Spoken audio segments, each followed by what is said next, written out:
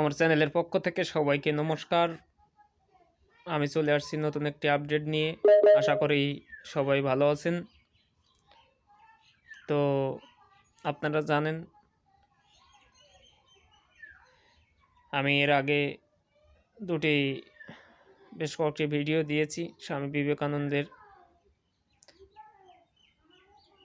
একজন মহাপুরুষ ছিলেন, তার বিষয়ে আমরা সঠিকভাবে জানব। যিনি 1863 সালে 20 জানুয়ারি কলকাতাতে জন্মগ্রহণ করেন। তিনি দীক্ষা নিয়েছিলেন পরমহংসদেব শ্রী রামকৃষ্ণের কাছ থেকে। যত মত তত পথ, যে বাণীটি বলেছিলেন শ্রী রামকৃষ্ণ। স্বামী বিবেকানন্দ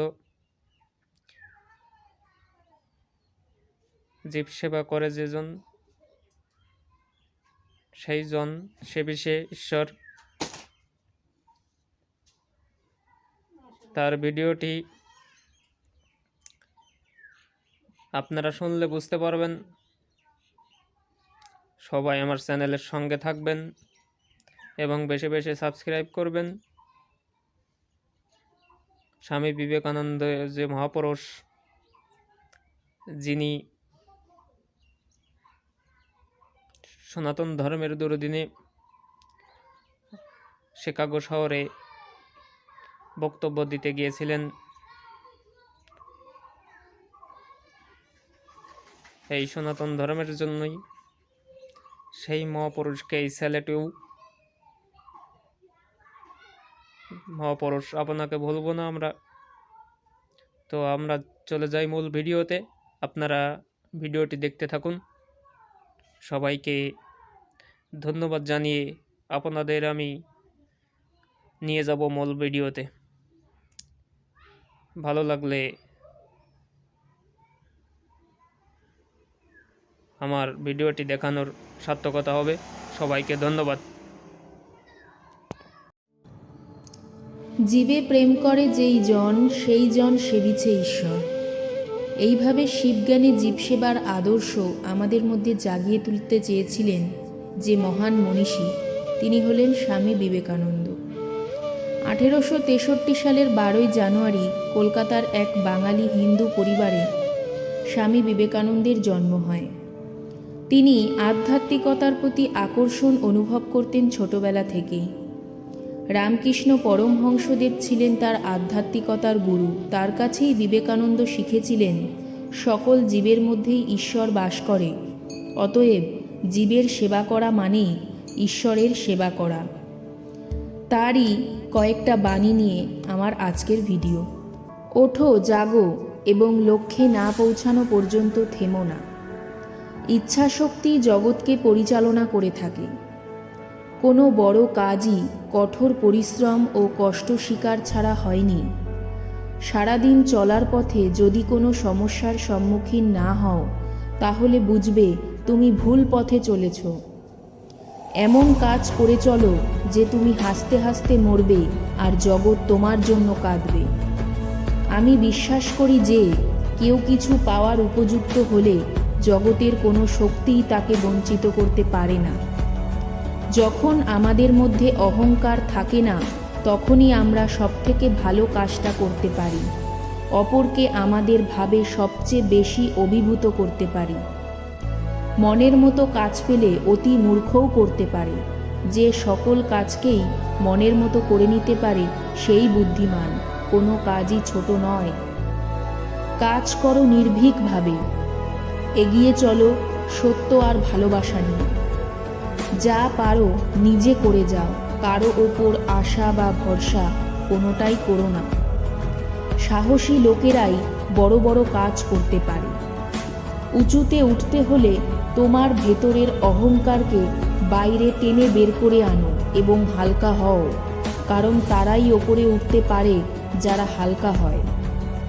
মস্তিষ্ককে উচ্চ মানের চিন্তা ভাবনা দিয়ে পূর্ণ করো।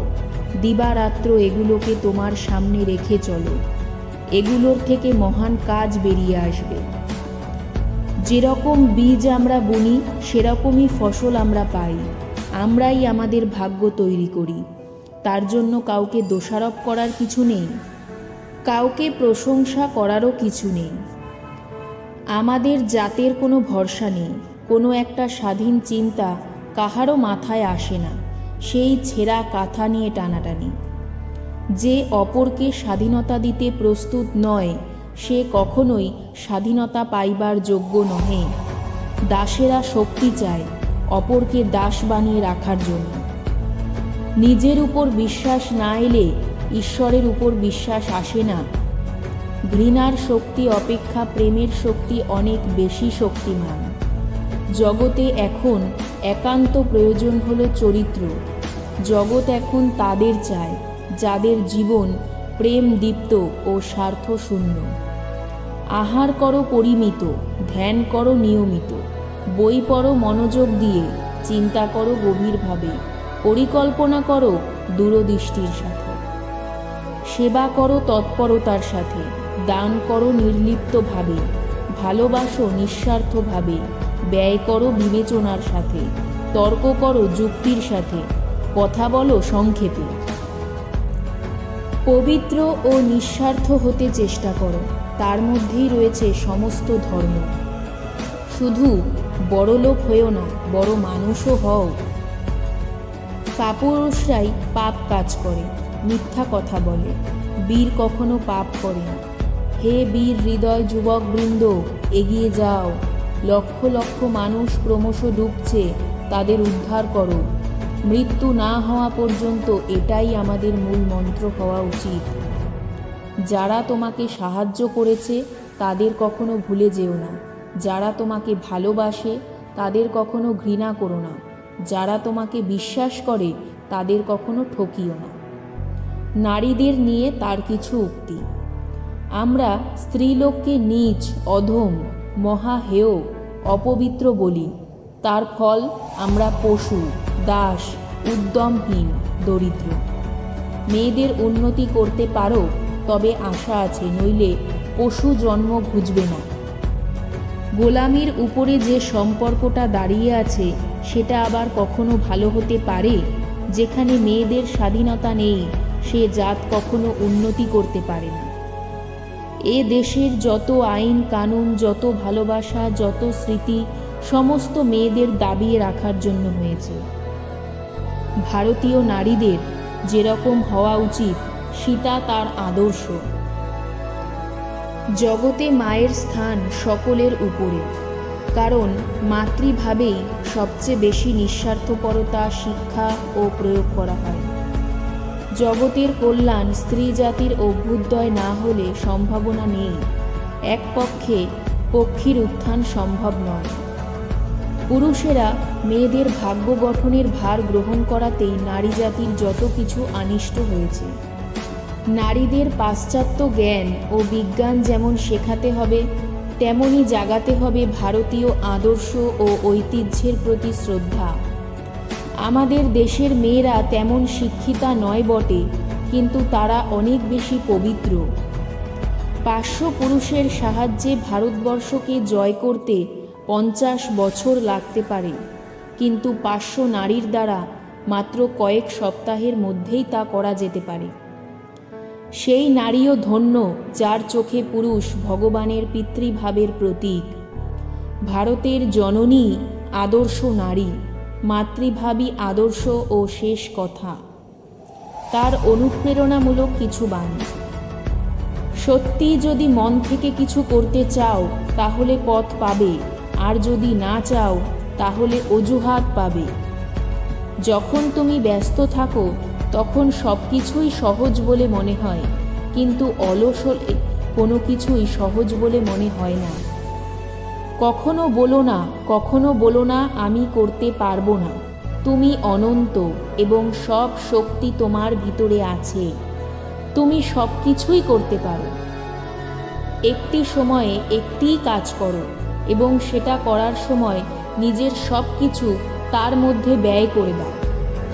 মনের শক্তি সূর্যের কিরণের মতো। যখন এটি এক জায়গায় কেন্দ্রীভূত হয় তখনই এটি চকচক করে ওঠে। যে মানুষ বলে তার আর শেখার কিছু নেই, সে আসলে মরতে বসেছে। যতদিন বেঁচে আছো শিখতে থাকো। সত্য সম্পর্কে তার কিছু বাণী। জগতে যদি কিছু পাপ থাকে তবে দুর্বলতাই সেই পাপ। সকল প্রকার দুর্বলতা ত্যাগ করো। দুর্বলতাই মৃত্যু, দুর্বলতাই পাপ।